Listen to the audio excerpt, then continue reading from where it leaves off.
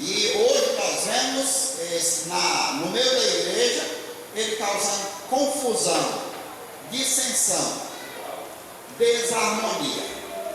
Porque diz que o inimigo só veio, o ladrão não veio senão para matar, roubar e destruir.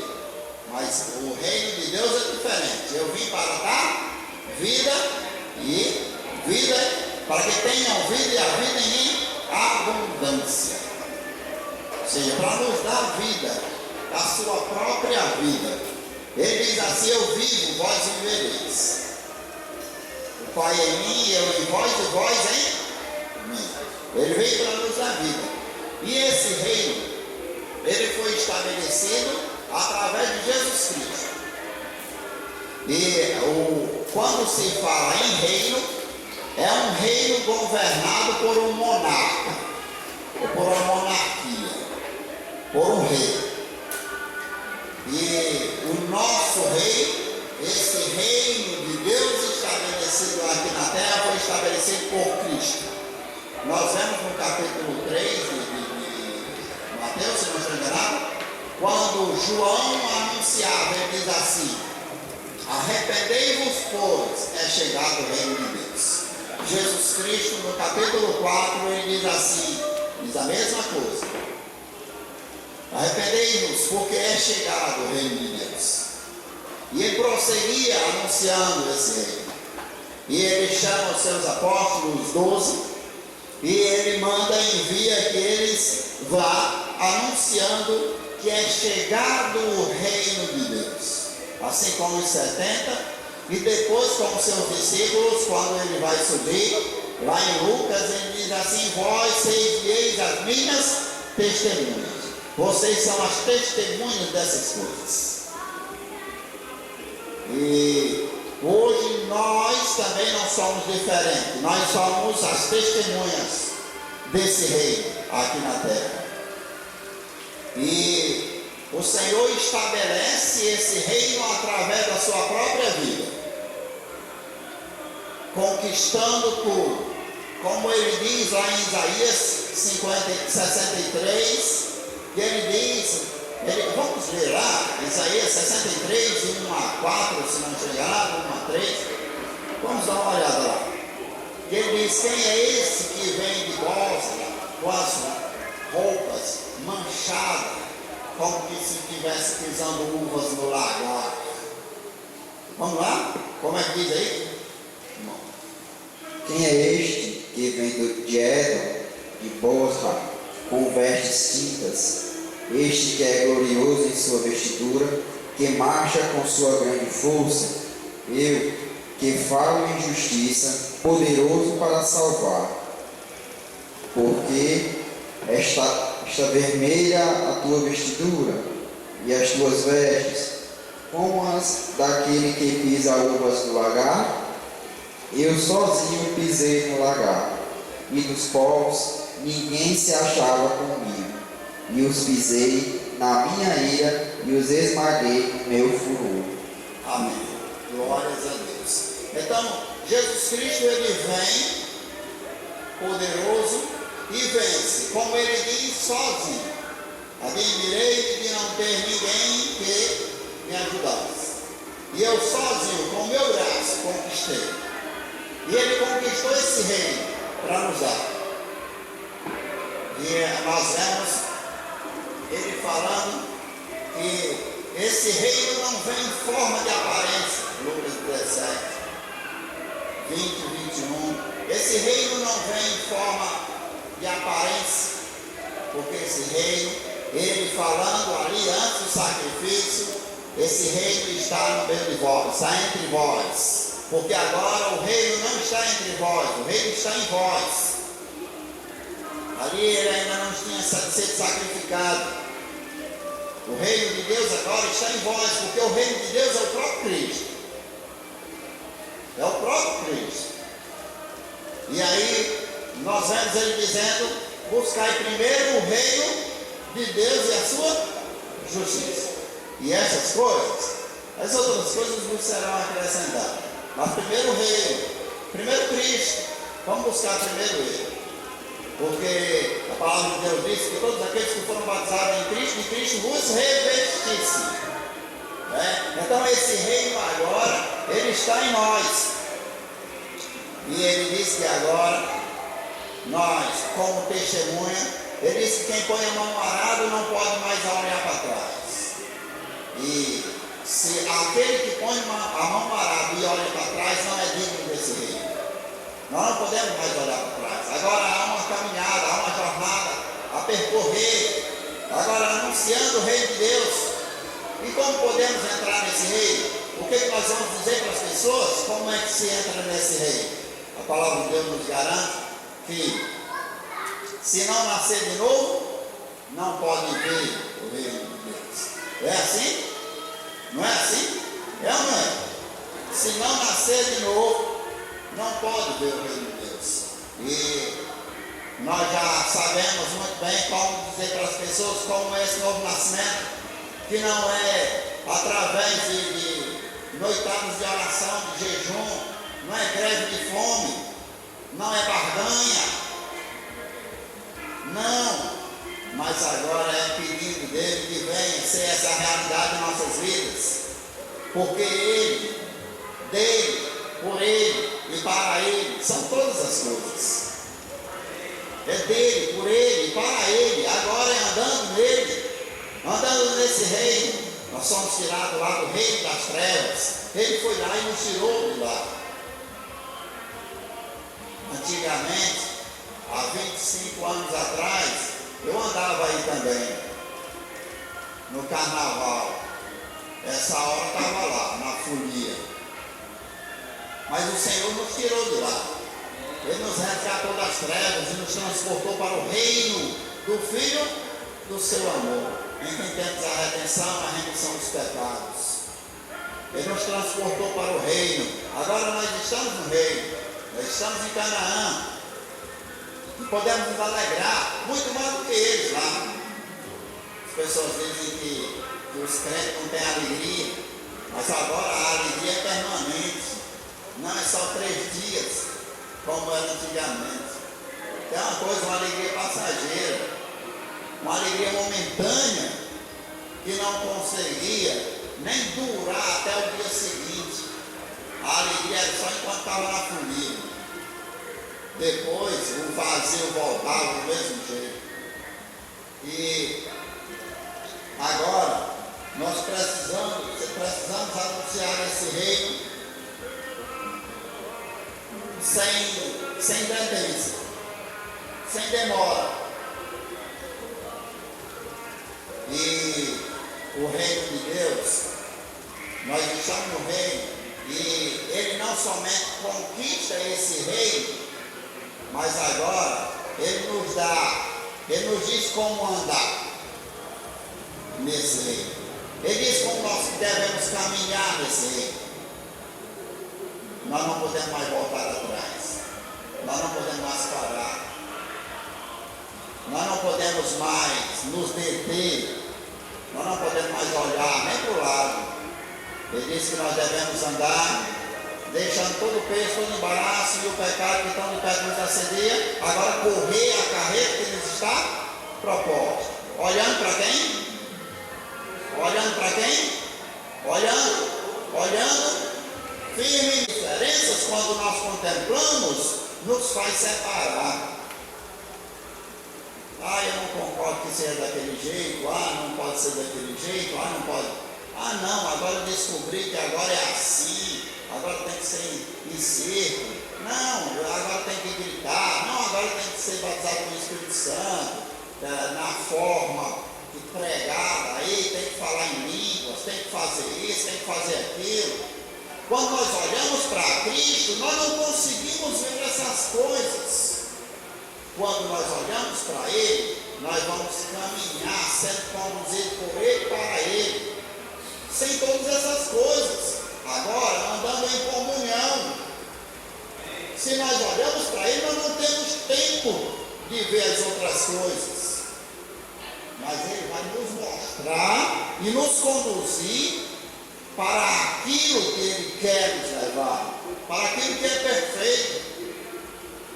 Veja que o reino das trevas, ele quer impor dentro da igreja até a anarquia, o socialismo lá, o comunismo, mas que não dá certo, meus irmãos, não dá certo. Nós vemos um modelo lá em Israel, o Monte Moriá é o sacrifício, o Monte Sião é o governo e o Monte das Oliveiras é a frutificação do Espírito, são os frutos. E há uma organização, há uma organização. Vocês lembram lá de Moisés? O reino de Deus ele não é bagunçado. Ele tem organização, ele tem cabeça, tronco e membros.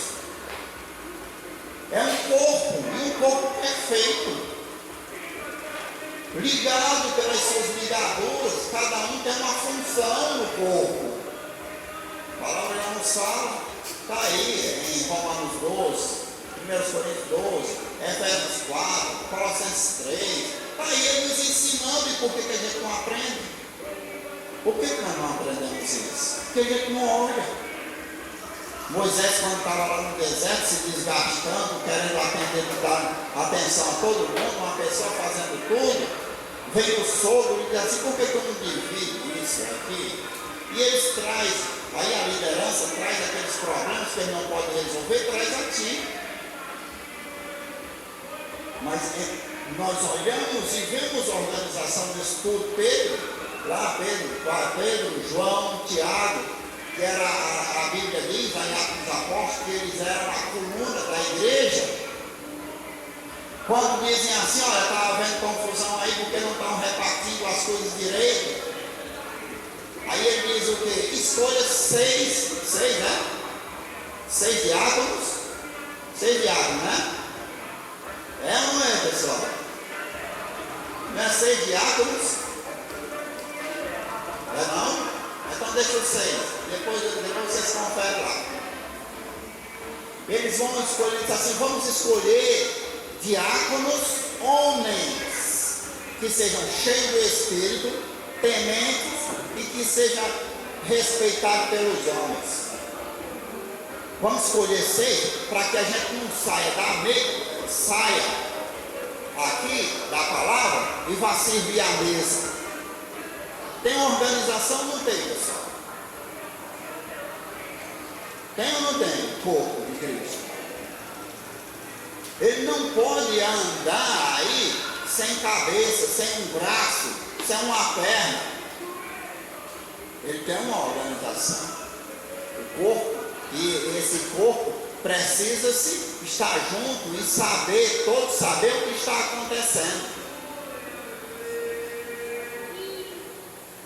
Então, agora esse reino, nós vamos caminhar organizado, nós vamos caminhar andando, porque a palavra caminhando para Cristo, porque a Bíblia também diz como nós devemos andar, suportando-vos uns aos outros em amor. Suportando-vos uns aos outros em amor, é o reino de Deus, o corpo de Cristo, a igreja, o povo de Deus, estabelecido aqui na terra, caminhando agora rumo a Cristo, olhando para Ele, sem besteira.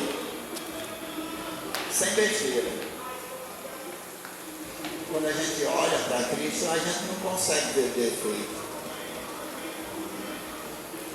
Caminhando.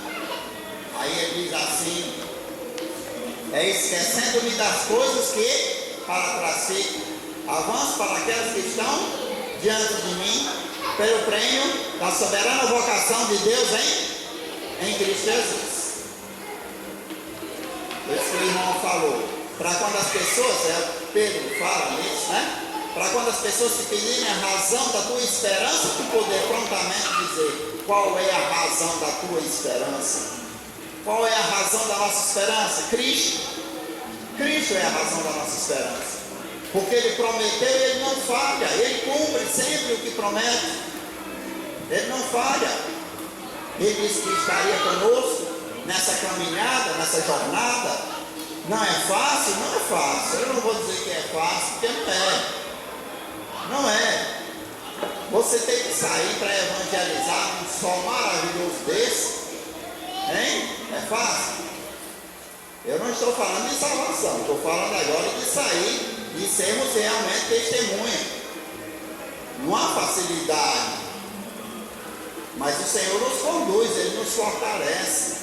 Às vezes falta, né? Hein? Às vezes falta, a pessoa pede uma Bíblia e aí há assim um pouco, mas o Senhor concede graça. O Senhor concede graça. Quando nós estamos unidos, o Senhor responde. Ele diz assim: onde tiver 2 ou 3 reunidos em meu nome, ali estarei. E quando um pede que a igreja concorda, Ele faz.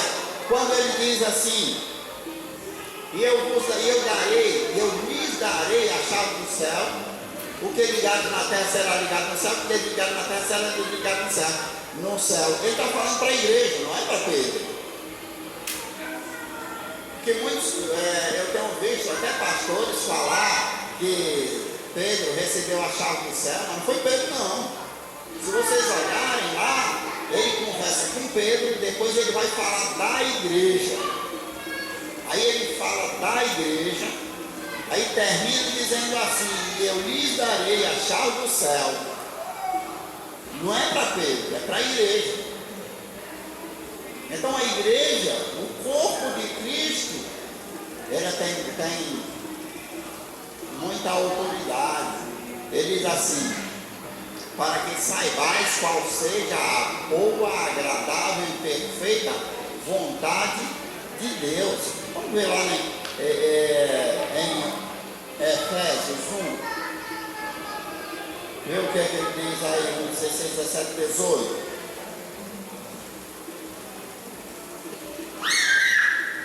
Não cesse de dar graças a Deus por vós, lembrando-me de vós nas minhas orações, para que o Deus de nosso Senhor Jesus Cristo, o Pai da glória, vos dê em seu conhecimento o espírito de sabedoria e de revelação, tendo iluminado os olhos do vosso entendimento, para que saibais qual seja a esperança da sua vocação e quais as riquezas da glória da sua herança nos santos. Olha, qual a riqueza da glória? O que será isso, pessoal? O que será isso que Ele nos deu? Para que saibais, não é assim? Iluminando os olhos do vosso coração para saberdes qual a esperança do seu chamamento, qual a riqueza da glória da sua herança. Quem é a herança? Quem é a herança?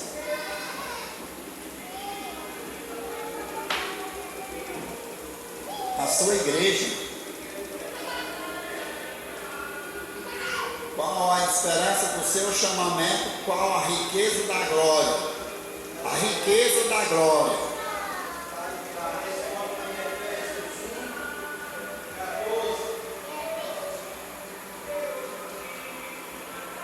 O qual é o penhor? Leia. O qual é o penhor da nossa herança, para a redenção da possessão de Deus, para louvor da sua glória.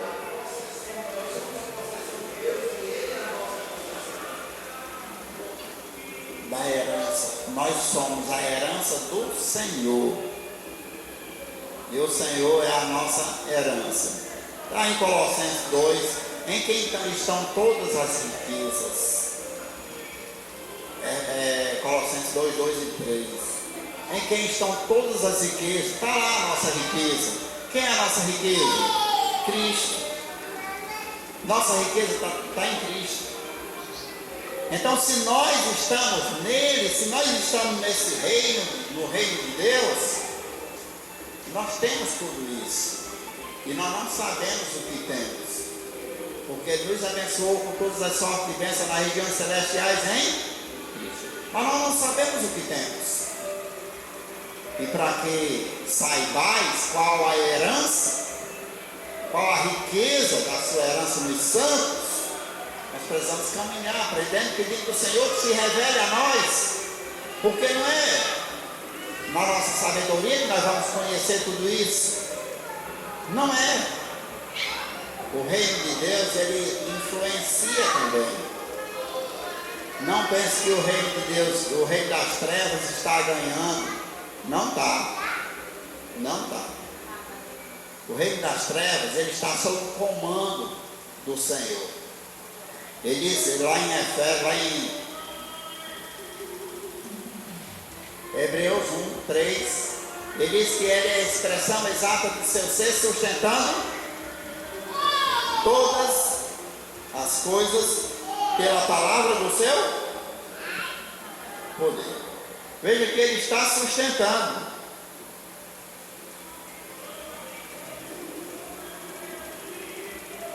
Ele está sustentando todas as coisas pela palavra do seu poder. É ele quem sustenta.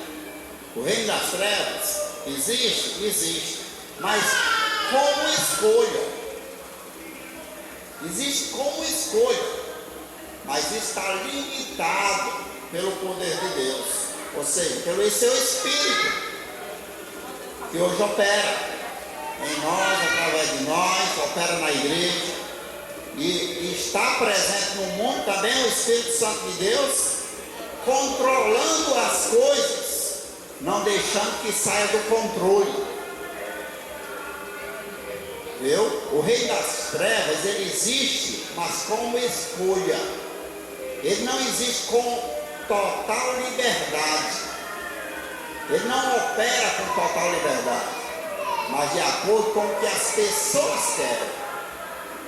Aí sim, mas está no controle do Senhor. Ele não sai do seu controle. O poder de Deus, sim, esse tem influência no mundo, se nós realmente nos impusermos com a autoridade que nos foi dada pelo Senhor, pelo poder de Deus que nos foi outorgado pelo Senhor. Agora nós podemos conquistar nossa posição. Eu vi isso na irmã quando a irmã disse assim: eu não vou tomar os remédios, eu estou curado em nome de Jesus. E nós recebemos quando nós nos impomos, porque o Senhor lhe permite. A nossa liberdade, ela vai nos acompanhar. O Senhor vai dar sempre liberdade para você dizer assim: estou doente, estou doente, estou doente. Mas para você dizer assim: estou curado em nome de Jesus. Sabia? O Senhor nos dá liberdade nisso também. Quem quiser andar, estou doente, eu estou sentindo uma dor aqui, eu acho que eu estou muito doente. O Senhor permite isso. Tu quer ver? Confessa a sua cura, para você ver. Aí, Senhor, em nome de Jesus, você vai ver o poder de Deus operar. É por isso que os pentecostais estão tão animados, são mais animados que os batistas. Porque eles parecem que sabem mais do que nós disso. A gente é mais, vamos pedir, Senhor. Os batistas é assim, olha. Eu peço a oração por minha mãe que vai fazer uma cirurgia. Aí ele começa, né? Dizer assim: mas é muito difícil, o médico disse que era assim. Aí já anulou o poder de Deus. Como é que vai pedir oração se já está terminando? Não vai dar certo, porque, olha, é uma confusão lá em casa e ninguém se entende. Como é que deixa? Porque a Bíblia diz que lança sobre ele toda a nossa ansiedade. A gente lança, mas fica murmurando. Faz é pena, né? Que o Senhor tenha misericórdia de nossas vidas e nos conceda graça para conhecermos tudo que nós temos nesse reino, quem nós somos, qual a nossa parte nesse reino, qual a nossa função no corpo de Cristo. O que é que o Senhor quer de nós? Como é que Ele quer que nós andemos? Como é que Ele quer que a gente se porte diante da sociedade? Amém? Paizinho, nós somos gratos pela tua infinita misericórdia e bondade, Pai, pelo teu grande amor com que tu nos amaste, nos dando teu Filho para morrer naquela cruz, Senhor, nos incluindo na sua morte, para que, libertos do pecado, da lei, da morte, Senhor, tu nos desse vida na tua ressurreição. Glórias a ti, meu Senhor. Cumpre em nós a tua vontade, realiza em nós o teu querer. Abençoa essa igreja, Pai, direciona conforme a tua vontade, segundo o teu querer, Paizinho. Abençoa esses irmãos, Senhor, e revela Cristo dia a dia seus corações, Pai, para que possamos caminhar unidos numa só fé, Senhor, num só propósito. Tem misericórdia do teu povo, em nome de Jesus. Amém.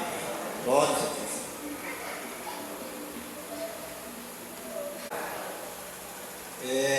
Romanos capítulo 12,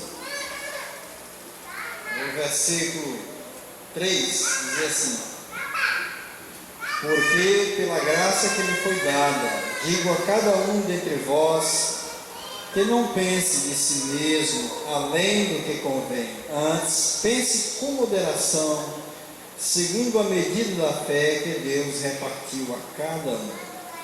Porque assim como em um só corpo temos muitos membros, mas nem todos os membros têm a mesma função, assim também nós, conquanto muitos, somos um só corpo em Cristo, e membros uns dos outros, tendo porém diferentes dons, segundo a graça que nos foi dada, se profecia, seja segundo a proporção da fé, se ministério, dediquemos ao ministério, ou ao que ensina, esmere-se no fazê-lo, ou ao que exorta, faça-o com dedicação, o que contribui com liberalidade, o que preside com diligência, quem exerce misericórdia com alegria.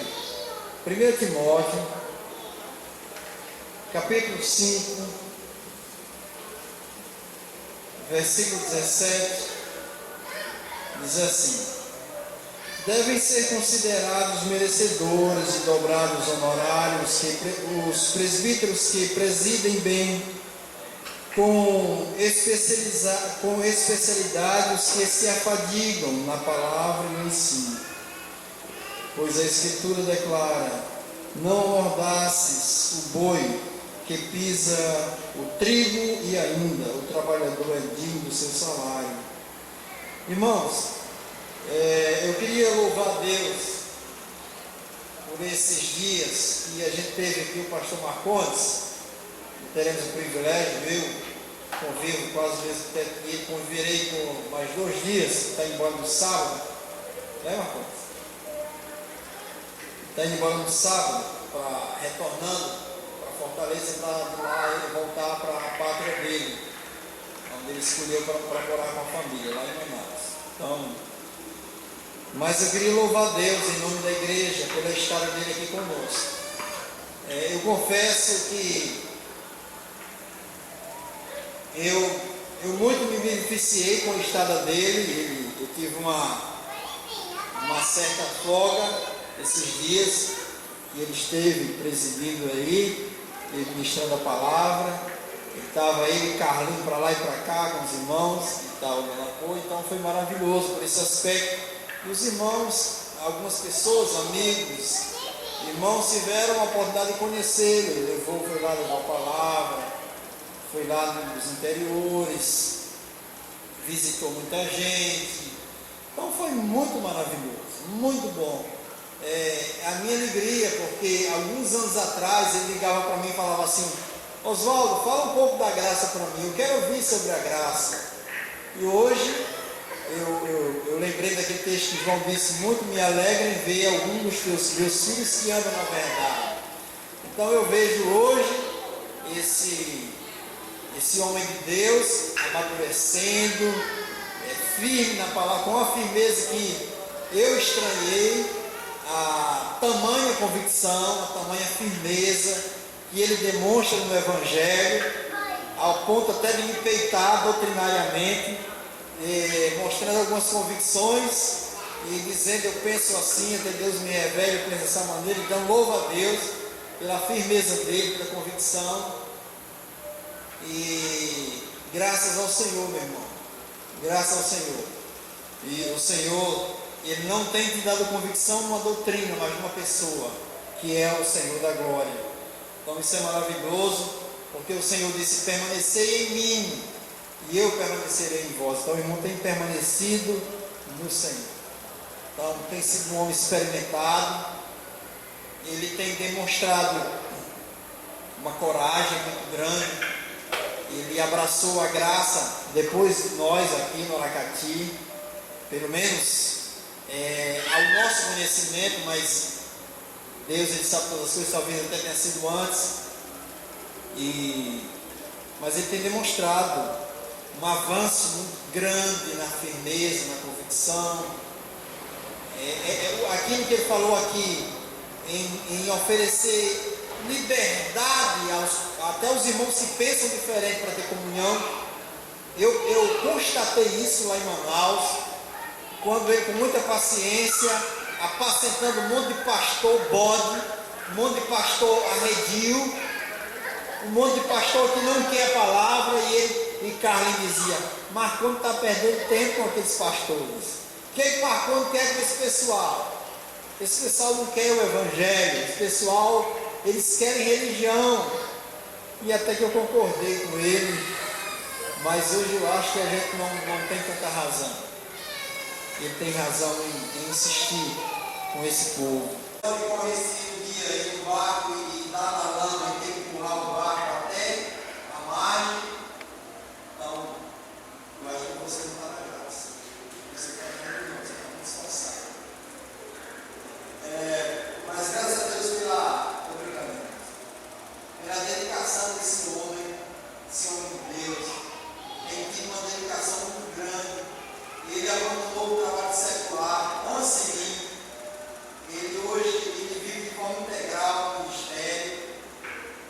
Teve essa coragem de descer o morro lá da região norte até aqui, vindo passando por algumas cidades do Paraná, Goiânia, Curitiba, Goiânia, Nova Iguaçu, Santa Catarina, Goiânia, Teresina, Fortaleza, Aracati e adjacência. Então, irmãos, aí aqui tem a Lagoa do Mar, São Chico, Redonda, Portal Barana, pois é, graças a Deus.